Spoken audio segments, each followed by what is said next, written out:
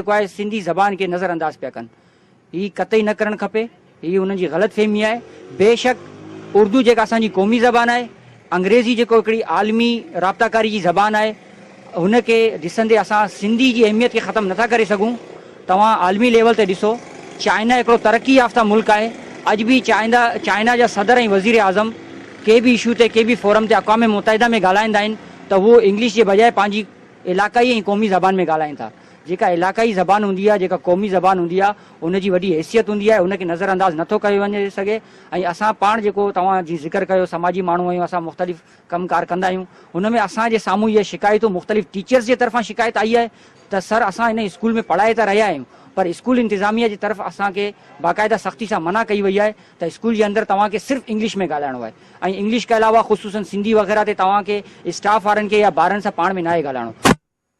खे रोकणु या हुनखे नज़रअंदाज़ करणु हिकिड़ी तमामु ख़तरे जी घंटी आहे। इनखे ते जेको आहे हुकूमत सिंध या जेको एजुकेशन डिपार्टमेंट आहिनि उनखे एक्शन वठणु खपनि। जीअं हू भिन इशू ते एक्शन वठंदा आहिनि त उहो इन इशू ते बि एक्शन वठनि। जेकॾहिं के स्कूल मां प्रॉपर इहा शिकायत साम्हूं अचे थी त फलाणे स्कूल में सिंधी ज़बान ते पढ़ण या पढ़ाइण ते पाबंदी आहे त हुनखे बाक़ाइदा उनजी रजिस्ट्रेशन खे कैंसिल कयो वञे। जेको माज़ी में इल्म जो मर्कज़ हो, हिते वॾी वॾी दीनी दर्सगाहूं हूंदियूं ऐं दुनिया भर जा अमीर तरीन माण्हुनि जा औलाद ठटे ज़िले में तालीम वठणु ईंदा हुआ। अॼु उहो ई ठटो ज़िलो आहे जंहिंजे अंदरि 600 खां 800 ताईं स्कूलनि खे ताला लॻा पिया आहिनि। ऐं तव्हांखे ॿुधायां, स्कूल 600 बंदि हुजनि या 800 बंदि हुजनि, जेकॾहिं असां चऊं त 60 स्कूल बि बंदि आहिनि त आख़िर 60 स्कूल बि छो बंदि आहिनि? उन्हनि जी करोड़ों जी बजट अचे थी, सॼी इंतिज़ामिया आहे, ऑफिसर आहिनि, ईडीओ आहे, टीईओ आहे ऐं उन्हनि जा सेक्रेटरी आहिनि, उन्हनि जा जेको सुपरवाइज़र आहिनि, सभिनि जी मौजूदगी जे बावजूदि जेको आहे स्कूल बंदि आहिनि। ऐं आउं तव्हांखे हीअ ॿुधाईंदो हलां त हींअर जेको तव्हां पाण ॿुधाए चुका आहियो त हीअ मकली हेडक्वार्टर सां बिल्कुलु लॻोलॻि स्कूल आहे। पर जेकॾहिं तव्हां पंहिंजी टीम सां गॾु कोहिस्तानी साहिली इलाइक़नि में वञो ऐं तव्हां जेकॾहिं के दूर दराज़ इलाइक़नि में वञो त हुते स्कूलनि में उताकू ठही पियूं आहिनि, हुते माल बधियो पियो आहे, हुते कुकड़नि जो फीड पियल आहे, हुते जेको आहे हर दुनिया जी बुराई जो कम लाइ हुननि स्कूल खे सेलेक्ट कयो आहे ऐं स्कूल में के बि क़िस्म जी तालीमी जेको आहे अमल नथो हले ऐं जिते हले थो उते बि का मयार कोन्हे। जंहिंजो सबूत इहो आहे त ठटो ज़िलो जेको आहे उनजो नंबर रैंकिंग में पाकिस्तान में 131 नंबर ते आयो आहे ऐं सिंध जा जेका 29 अज़ला आहिनि उन में ठटे ज़िले जो नंबर 24 नंबर ते आयो आहे, जेको असांजे लाइ तमामु शर्म जोगी ॻाल्हि आहे, तमामु अफ़सोसनाक ॻाल्हि आहे त ठटो माज़ी में इल्म जो मर्कज़ हो ऐं अॼु उन ई ठटे जी तालीम खे तबाह कयो वियो आहे। ऐं जॾहिं तव्हां मूंखां इहो बि सवाल कयो त आउं कंहिं माण्हू सां मिलियो आहियां त आउं तव्हांखे ॿुधाईंदो हलियां त 17 महीने खां जॾहिं का हीअ रिबन मूं ॿधी आहे पंहिंजे हथ ते, हिन विच में 2 चकर वज़ीर तालीम निसार खोड़ो साहब सां मुंहिंजी मुलाक़ात थी चुकी आहे। हिकिड़ी चकर जेका असांजी पहिरीं मुलाक़ात हुई उहो ऑफिशियल मुलाक़ात हुई, उन में ठटे ज़िले जा 9 खां 10 मोज़ज़ समाजी माण्हू हुआ जंहिंजो वफ़द हो, जेको सिंध असेंबली जे अंदरि निसार खोड़े सां 2.5-3 कलाक उन्हनि मीटिंग कई ऐं टोटल जेका इश्यूज़ आहिनि उहे उन्हनि ते एड्रेस कयूं। पर मूंखे वॾो अफ़सोस आहे त जीअं मुंहिंजे हथ ते कारी पटी ॿधी पई आहे, तीअं हुन मिनिस्टर निसार खोड़ो साहब जी अखियुनि ते बि कारी पटी ॿधी पई हुई ऐं हुनखे को बि हिन शइ जो अहसासु ऐं ख़्यालु कोन हो। ऐं निसार खोड़े खां अलावा ॿिया खोड़ सारा अहिड़ा मिनिस्टर ऐं सेनेटर्स आहिनि जंहिंमें असांजे ठटे सां ई तालुक़ु रखंदड़, इन जुमशाही रोड ते पाण हींअर बीठा आहियूं, जुमशाही सां तालुक़ु रखंदड़ मोहतरमा सेनेटर शशि पलिजो साहिबा सां मुंहिंजी 2 टे मुलाक़ातूं थी चुकियूं आहिनि, हू मुंहिंजे इन एहतजाज खां वाक़िफ़ आहे। ऐं हुन खां अलावा ॿिया इलाही ठटे जो PS 88 जो जेको MPA साहिब आहे, जेको हिन वक़्तु मुल्क में मौजूदु ई कोन्हे, अवेज़ मुज़फ़र साहब, हुन सां मुंहिंजी मुलाक़ात थी चुकी आहे। उहो सॼी शयूं ऑन रिकॉर्ड आहिनि, सोशल मीडिया ते मौजूदु आहिनि। ऐं हिन खां अलावा इलाही खोड़ सारा माण्हू आहिनि जंहिंसां मुंहिंजी मुलाक़ातूं थींदियूं आहिनि। साबिक़ा DC साहब जेको आगा शाहनवाज़ बाबर, हुन सां बि आउं मिली चुको आहियां ऐं मौजूदा जेको DC साहब आहे नदीमुर रहमान मेमन, हू बि मूंखे मुख़्तलिफ़ तक़रीबात में ॾिसी चुको आहे। जॾहिं उहो हुन हलफ़ खयो त हुन 3 ॻाल्हियुनि जो ऐलान कयो त आउं 3 ॻाल्हियुनि ते फोकस कंदुसि, जंहिंमें हिकिड़ो ऐलान इहो त सिंध में एजुकेशन ते इमरजेंसी नाफ़िज़ कई हूंदी, पर असां अफ़सोस सां चऊं था त हुन ते अमल दरामद कुझु बि कोन थियो। ऐं जेकॾहिं असां सूबे सिंध खां अलावा ॿियनि सूबनि खे ॾिसूं था, KPK के या पंजाब के, त हुन में गवर्नमेंट सेक्टर में सरकारी स्कूलनि में वॾे पैमाने ते तरक़ी थी आहे, तब्दीली थी आहे त माण्हू पंहिंजा ॿार प्राइवेट स्कूलनि मां कढी करे सरकारी स्कूलनि में विझनि था। पर सिंध में जेका सूरत हाल अबतड़ आहे, त हिन मौक़े ते आउं इहो तव्हांखे ॿुधायां त हीअ सूरत हाल सॼी तव्हां पंहिंजे कैमरे जी अखि में माण्हुनि खां ॾेखारियो पिया ऐं हिते ॻोठाणनि जा जेका व्यूज़ हू बि तव्हां ॾेखारियो पिया। त आउं तव्हांखे हीअ ॿुधायां त गुज़िश्ता चंद ॾींहं पहिरीं कराची में सोल्जर बाज़ार वारे इलाइक़े जे अंदरि हिकिड़े स्कूल स्कूल के माफ़िया किराइण जी कोशिशि कई, हुनखे नुक़सानु पुॼायो त हुन ते हिकिड़ो ज़बरदस्त कराची जे सिविल सोसाइटी जो रिएक्शन आयो ऐं कराची जे जेका मुख़्तलिफ़ ॿिया जेका स्टेक होल्डर आहिनि उनजो रिएक्शन आयो त मजबूर थी करे गवर्नमेंट ऑफ सिंध वज़ीर आला ऐं वज़ीर तालीम मजबूर थी विया, उन स्कूल खे वरी उन्हनि ठाहे उनखे बहितर करण जी कोशिशि कई। त हिन मौक़े ते हिन कैमरे जी अॻिते आउं इहो सवाल करियां थो त जॾहिं कराची जेको हिकिड़ो पाकिस्तान जो वॾो शहर आहे, सिंध जो दारुल हुकूमत आहे, हुन में हिकिड़ो स्कूल मुतासिर थिए थो त हुन ते एक्शन थिए थो, वरी हुनखे सही करण जी जेको आहे अहकामात जारी थींदा, त छा जेको सिंध में बाक़ी जेको बक़िया मानंद सिंध आहे, कराची बि सिंध आहे, हीअ बि सिंध आहे, त हुन में फ़र्क़ु छो पिया कनि त कराची में स्कूल मुतासिर थियो उनखे फौरी तौर ते हुनखे तयारु पिया कनि, हुनखे सही पिया कनि, त बाक़ी ठटे जे अंदरि, लाड़काने जे अंदरि, दादू जे अंदरि, शिकारपुर जे अंदरि हिननि में जेका स्कूलनि जी इमारतूं ख़राब आहिनि, उते तालीम जो निज़ाल जेको अफ़्तर आहे हुनखे सही छो कोन पिया कनि। त अॼु आउं चवां थो हीअ जेको बिठल आवाम आहे हीअ बि असांजी आवाज़ में हीअ आवाज़ लॻाईंदी।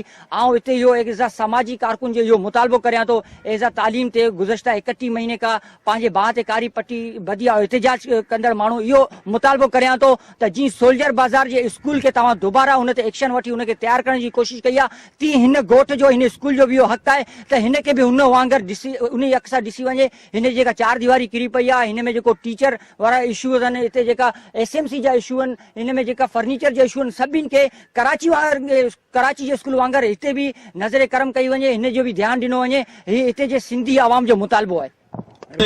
सिंध जे तारीख़ी ज़िले ठटे में अवामी आवाज़ मीडिया ग्रुप पारां अवामी आवाज़ कचहरी जो इंतज़ाम कयो वियो हो। ठटो प्रेस क्लब में थियल इन कचहरी में ज़िले जे सियासी समाजी इल्मी अदबी शख़्सियतुनि तोड़े आम माण्हुनि वॾे अंग में शिरकत कई।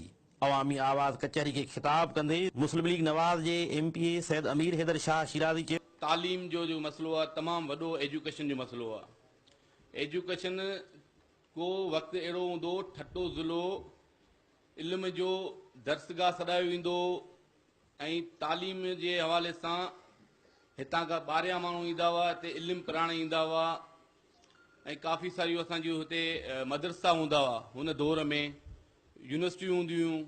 ऐं अॼु बदकिस्मती इहा आहे त असांजी तालीम हथु वठी तबाह कई वई आहे। एजुकेशन जो मसइलो मूं बार बार उथारियो आहे, ख़ासि तरह मोहम्मद अली खटक साहिबु उन बि वीचारी जदोजहद वॾी कई आहे। 3 सालनि खां वठी हिन बांह ते कारी पटी ॿधी छॾी आहे। हिन माण्हू खे बि अहसासु थियो त साईं असांजी तालीम तबाह लॻी पई आहे। हिन वटि वरी केर बि लड़ी कोन आयो त बांह ते कारी पटी लाहे छॾ, असीं एजुकेशन लाइ बहितरी करियूं था। घणनि चकर एहतिजाज बि कया आहिनि। असां त काफ़ी सारा मसइला असेंबली फ्लोर ते रखूं था, पर कमु कंहिंजो आहे सिंध गवर्नमेंट जो, उहो हिन मूं पहिरीं ॻाल्हि कई हिकिड़े कान ॿुधंदा ॿिए में कढियो छॾनि, पर इंशाअल्लाह ताला हीउ तव्हांजो मसइलो बि अहम मसइलो आहे। इंशाअल्लाह ताला इन ते बि आउं बाक़ाइदे आवाज़ स्कूलनि जी तबाही असां छो लिकायूं त हुन में असांजे उस्तादनि जो घटि किरदारु कोन्हे, त उहे असांजे हिज़्ब इक़्तिदार जा नवाज़िल माण्हू हूंदा हुआ। अॼु असांजा ख़ुदि असांजे ॻोठ जो स्कूल तबाह आहे ऐं समुंड जे किनारे ते ॿेड़े में वेठल माण्हू काठियूं बि ॿाहिरां आणीनि, गाह बि पाणी आणीनि, पाणी बि ॿाहिरां आणीनि था ऐं मुश्किल सां जियापो हुनजो आहे।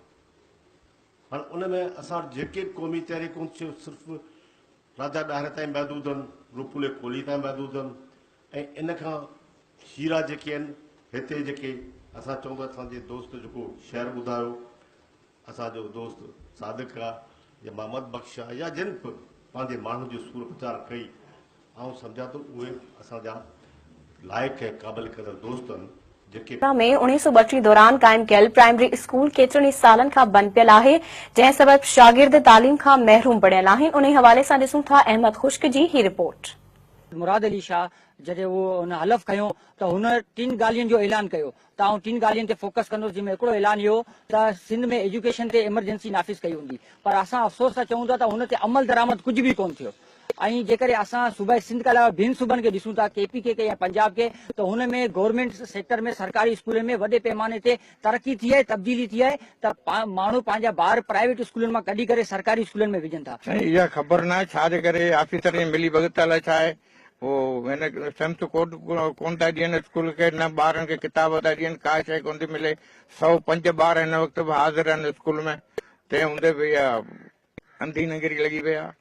आउं चवां थी त ही तमामु ॾुख जी ॻाल्हि आहे जेके असांजे मासूम ॿारनि जी ज़िंदगी तबाह थी रही आहे ऐं सियासी माण्हुनि खे इन्हनि जी बि कोशिशि करणु घुर्जे त इहे नई नस्ल इहा अॼु नई नस्ल आहे सुभाणे ही वॾी थी करे असांजे मुल्कनि जी सुधारो करे सघे थी त महिरबानी करे ऐं सिंध हुकूमत खे ऐं वज़ीर खे अपील थी करियां त असांजे पूरे सिंध ज़िले जी तालीम तबाह आहे इन ते गौर कयो वञे।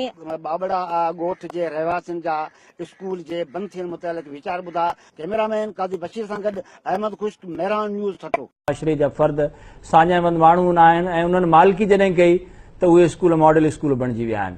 त असां इहा प्रैक्टिस बि कंदा रहियासीं। बुनियादी तौर ते ज़िम्मेदारी सिंध हुकूमत जी आहे, सिंध हुकूमत जे तालीम खाते जी आहे, पर उन्हनि जी कारकर्दगी असां ऐं अवां ऐं सॼी दुनिया जे साम्हूं आहे।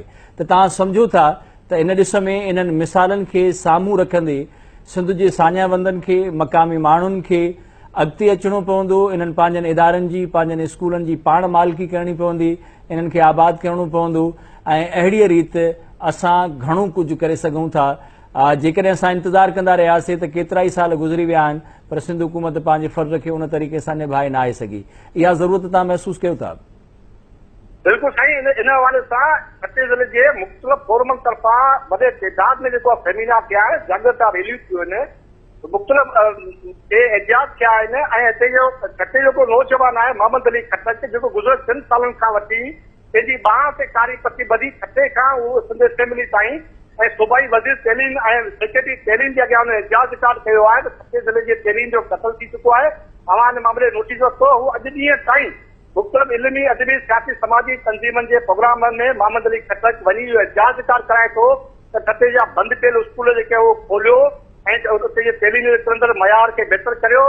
पर उनजो एजाज बि रिकॉर्ड थिए पियो त जेके सॼी सिंध जी मीडिया में बि कवरेज कयो आहे, हू मुख़्तलिफ़ स्कूलनि ते वञी जेको आहे पिना फलक खणी ऐं चवे थो त शाह साहब हमें अपने दुश्मन का बच्चा समझ कर भी तइलीम दे दो। अहिड़ा पिना फलक लॻाए थो ऐं उन मुतालबो करे थो त तइलीम असांजो बुनियादी हक़ आहे। अहिड़ा बि न आहे असांखे तइलीम ॾिनी वञे ते हूंदे हेॾा वॾा एजाज रिकॉर्ड थियण जे बावजूदि तइलीम खातो ऐं सिंध हुकूमत जा जेका ज़िम्मेवार जेके वज़ीर आहिनि इन मामले तरफ़ ध्यानु न पिया ॾियनि। ऐं हक़ीक़त आहे तइलीम असांजो मुस्तक़बिल आहे ऐं तइलीम असांजो जापो आहे। जेकॾहिं सिंध सरकार ऐं उन जा लाॻापियल इदारा पंहिंजो रवैयो दुरुस्त न कयो त इहे असांजे मुस्तक़बिल जो जेको मसइलो आहे, असांजे ॿारनि जो मुस्तक़बिल खतरे में आहे। इन मसइले ते सिंध जो को बि ज़मीर, सिंध जो को बि बाछोड़ माण्हू कंहिं बि क़िस्म जो कंप्रोमाइज़ शबीर, हाणे इहो ॿुधाइजो कंदो जी, हाणे असांजे नाज़रीन खे इहो ॿुधाइजो त सियासी हवाले खां बि ठटे जी तमामु वॾी अहमियत आहे। केतिरा ई अहिड़ा सियासी माण्हू मौजूदु आहिनि ठटे में जेके हुकूमत जो हिसो आहिनि, हुक्मरान पार्टीअ सां तालुक़ु रखनि था। केतिरा अहिड़ा आहिनि जेके अपोज़िशन सां वास्तो रखनि था, सियासी एतबार खां सियासी शऊर रखंदड़ माण्हू बि आहिनि। त इन हवाले सां सियासी धुनियूं छा थियूं चाहिनि, उन्हनि जो केतिरो अमल दख़ल ॾिसो था, उन्हनि खे कहिड़े क़िस्म जे किरदारु अदा करण जी ज़रूरत तव्हां सम्झो था? आहे हाणे ॼाणी आहे साईं 2002 में खटे में जेके मां बोर्ड आई हुई, उन खां पोइ जेको आहे त उते जा मुख़्तलिफ़ जेके स्कूल हुआ जिते बोर्ड आई उन स्कूलनि जी जेके बोर्ड जे नज़र करी विया हुआ। पोइ एजुकेशन खाते छा कयो, जेके एनजीओ पंहिंजी मदद पाण ते जेके आहे स्कूल तइमीर कराया था, उनखे एजुकेशन खाते पंहिंजे रिकॉर्ड में उन्हनि खे पंहिंजी मरमत रिपेयरिंग 11 करोड़ पंहिंजी करप्शन कई हुई। उन खां पोइ हिकिड़े उते जे अॻूणे नाज़िम जेको आहे ॿिए शहर जो, उन सिंध हाई कोर्ट में दरख़्वास्त दाख़िल कई हुई त ही हाई लेवल जी करप्शन एजुकेशन खाते में थी आहे। जेके आहे बोर्ड में जेके तबाह कयल स्कूलनि जी जेके मरमत मुख़्तलिफ़ एनजीओ कई हुई, उहा एजुकेशन खाते कई हुई।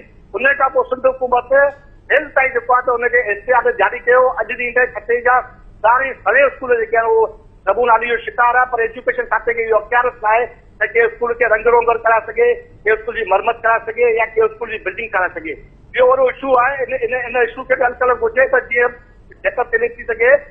जो नमक हलाली पियो करे, खटक ज़ात सां तालुक़ अथसि, हिकु पठान हूंदे सिंध जी तबाह तइलीम खे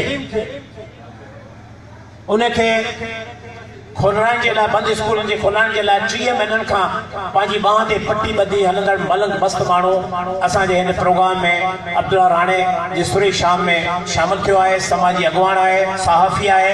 त तव्हांजे ताड़ियुनि जे गोज में अचे थो मोहम्मद अली खटक ज़ोरदार ताड़ियूं थी वञनि असांजे हिन जाखोड़ी किरदार जे लाइ। दोस्तन के मोहम्मद अली खटक के लिए जोरदार ताड़ियों ऐं म्यूजिशियन वाले के गुजारिश है तो पंहिंजो म्यूजिशियन ॻाल्हाए।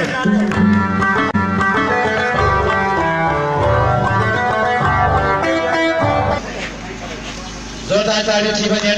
हिन शील्ड में मोहम्मद अली खटक जी जदोजहद खे शील्ड ॾिनी पई वञे। साईं मोहम्मद अली सिंधी जी तमामु ज़बरदस्त तइलीम जे लाइ जदोजहद थोरा ई माण्हू कई, पर ही हिकु इदारा आहिनि जेके माण्हू असां वटि हिते आया आहिनि। इहे पंहिंजे पाण में हिकु तमामु वॾा इदारा स्टेज ते वेठल आहिनि ऐं तमामु वॾा नाला जेके तइलीम ॿार ऐं हुन सां गॾु सियासी समाजी अॻुवान आहिनि।